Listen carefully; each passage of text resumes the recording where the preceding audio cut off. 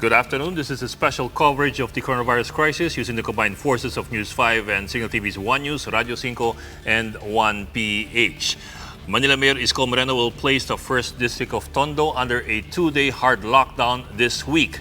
Moreno explains that Tondo's first district has one of the highest number of confirmed COVID-19 cases and quarantine violators in the city, with 81 positive patients and 926 violators.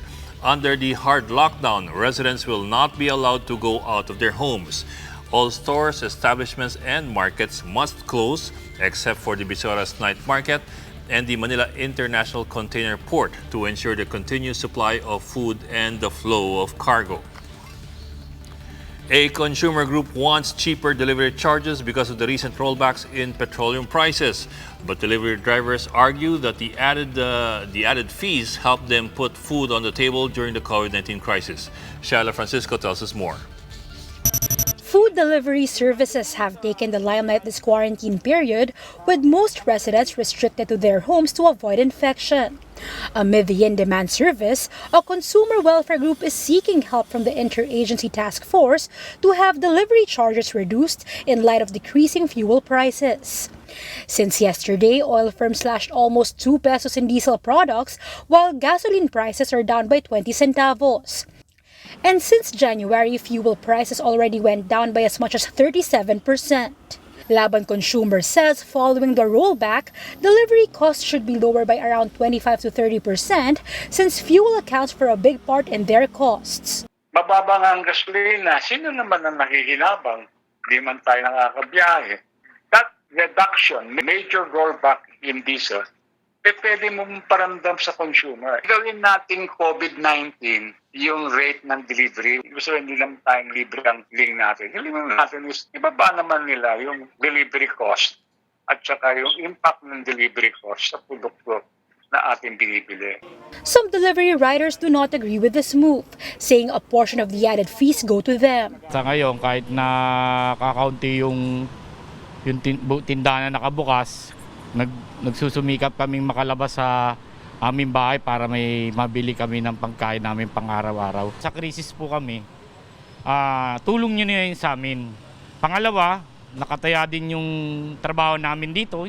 Some companies operating online marketplaces clarify there are other considerations in the computation of delivery fees. All of it are factored in. So the mileage, the hazard depends on the area. Then it's not just about the petroleum product, the oil prices. It's also about the law of supply and demand. With our current pandemic kasi, the supply of riders or deliveries should be affected. So mas konti sila ngayon yung volume of riders.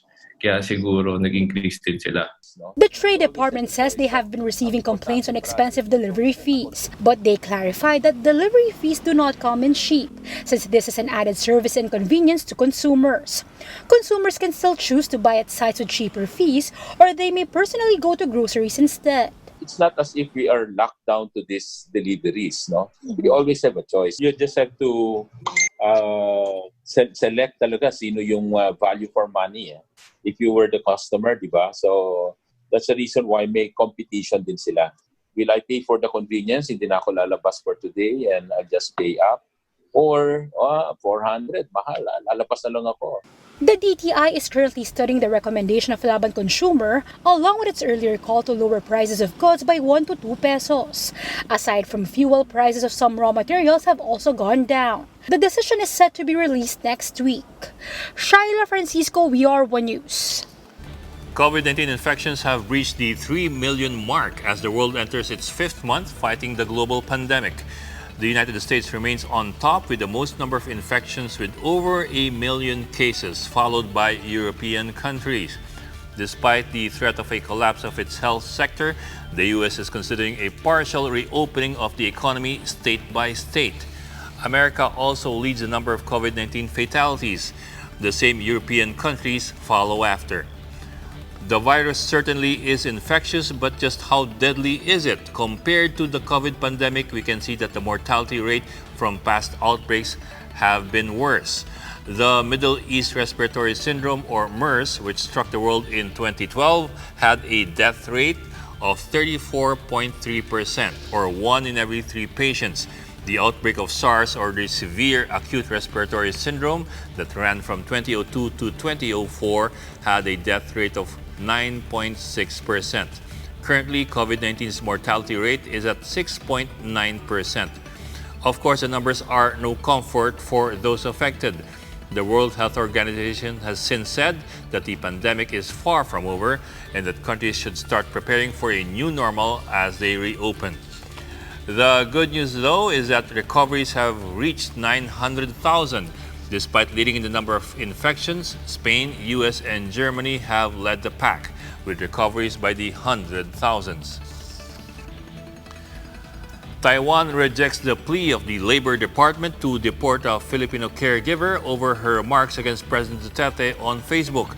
A news agency in Taiwan reports that their Ministry of Foreign Affairs says that everybody, including foreign workers, has the right to freedom of speech, and it should be respected by all countries.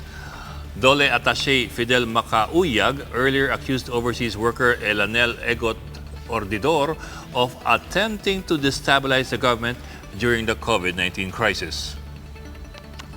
We will pause for a short break. Our special coverage on the COVID-19 pandemic will be right back.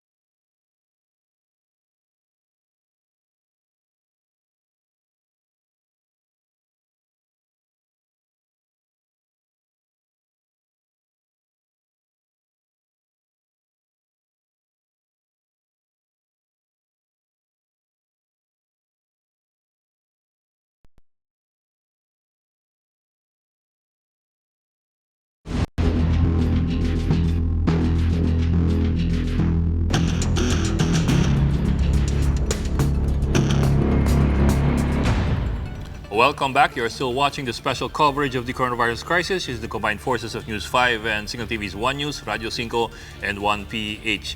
The 2019 bar results are out. 2,103 of the more than 7,000 examinees have passed.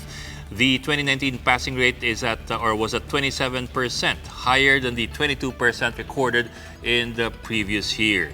The Supreme Court has said that last year's passing grade had been reduced to 74% from 75%. UST's Legazpi's May Dian Azores is this season's top notcher after scoring 91% in the exam. University of the East Princess Fatima Paramihan came in second, while another USP Legazpi alumna Myra Baranda secured the top 3 slot. Congratulations to our country's new lawmakers.